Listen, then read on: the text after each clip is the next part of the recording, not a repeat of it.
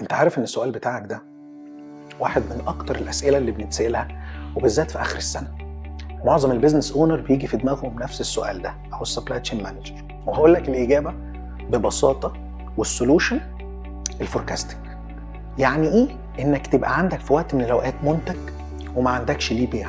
ما طبيعي ان تكون النتيجه ان انت عندك ستوكس كتيره في اخر السنه، او العكس. يعني ايه ان انت وقت السوق ما هو عايز، وقت السوق ما هو محتاج، وفي ديماند، والماركتنج عندك بيعمل كامبين، ان انت ما كنتش جاهز. ما هو طبيعي انك تبقى عندك فرص بيع ضايعه. عشان كده رغم ان في سؤالك الاثنين دول غير بعض، بس يتحققوا الاثنين بسبب غلطه واحده، الفوركاستنج. الفوركاستنج هو اللي بيخليك تعرف امتى الديماند هيزيد وامتى الديماند هيقل. تخيل رمضان داخل، استعدينا كشركه بتعمل زبادي وعصاير وجهزنا، بس جهزنا بعد رمضان. تفتكر هنبيع حاجه من اللي انتجناه؟ لا. هنبيع نفس الكميات اللي كنا متوقعين نبيعها؟ لا. ليه؟ خلاص، المثل بيقول بعد العيد ما بيتفتش كحك. الديماند لازم يتحط في وقته. لو كنت جاهز في وقت غير اللي الماركت محتاجه، مش تعمل حاجه. مره من المرات كان عندي عميل كان بياخد مني بضاعه، كنت بشحنها له، وقال لي اهم حاجه الحق الباك تو سكول سيزون. فلما سالته ليه، قال لي دي شنط مدارس وسبلايز بتاعت المدارس، لو ما لحقتش الباك تو سكول سيزون كل البضاعه دي هتقعد معايا للسنه الجايه. ممكن تبقى السنه الجايه البضاعه دي اوت ديتد، مش نفس الحاجه بتاعت السيزون والفاشن بتاعت المره دي. نفس الكلام ده بيحصل في الملابس، وبيحصل كتير قوي. عملت اللبس بتاع الصيف بعد ما السيزون خلص، جيت في وقت الشتاء وما غطيتش نفسك، وعندك ديماند عالي وما غطيتش نفسك. كانت ايه النتيجه؟ ان بقى البضاعه عندك وماليه المخازن، بس الديماند كان خلص. هترجع تاني وتبص، اقول لك الفوركاستنج. هتعمل فوركاستنج مظبوط، لازم تبص على السوق، حركات المنافسين بتوعه، الماركتنج بتاعك هيعمل كامبين وهيعملها امتى. طبيعي ان الكامبين دي يكون ليها اكشن عليك ويكون ليها امباكت عليك. الماركتنج بتاعك هيغير فيتشر، هيغير اسم، طبيعي ان ده يأثر في السوق وهتفرق معاك.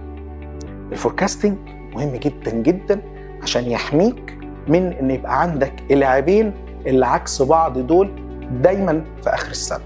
نقدر نقولها ببساطه في السبلاي تشين، لو انت ما عملتش فوركاستنج مظبوط، الاوتبوت هيكون عمل مشوه، مبيعات ما اتحققتش، وكمان بضاعه ماليه المخزن وفلوس اتركنت وانفستمنت كان ممكن يدار بطريقه افضل من كده.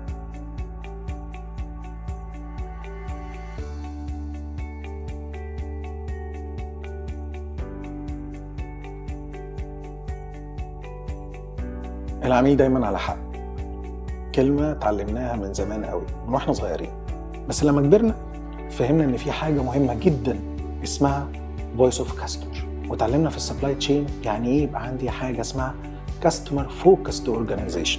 at the end انت بتقدم سيرفيس او برودكت، الهدف منه انه يفلفل النيد اللي موجود عند الكاستمر بتاعك. تعرف منين ان انت بتشتغل صح ولا غلط؟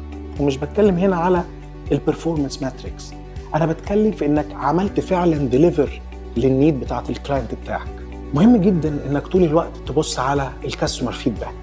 مهم جدا انك لما تيجي تفكر في الدليفري اوف بروسيس، الدليفري اوف سيرفيس، الدليفري اوف برودكت، انك تبقى فاهم ايه النيد اللي عند الكاستمر بتاعك. كتير كنا نواجه مشاكل والعميل يقول لك الحاجه دي غاليه، انت عملتها لي ليه كده؟ انا ما كنتش محتاج كل اللي انت عملته ده وكلفت نفسك وكلفتني، انا ما كنتش عايز غير دي بس.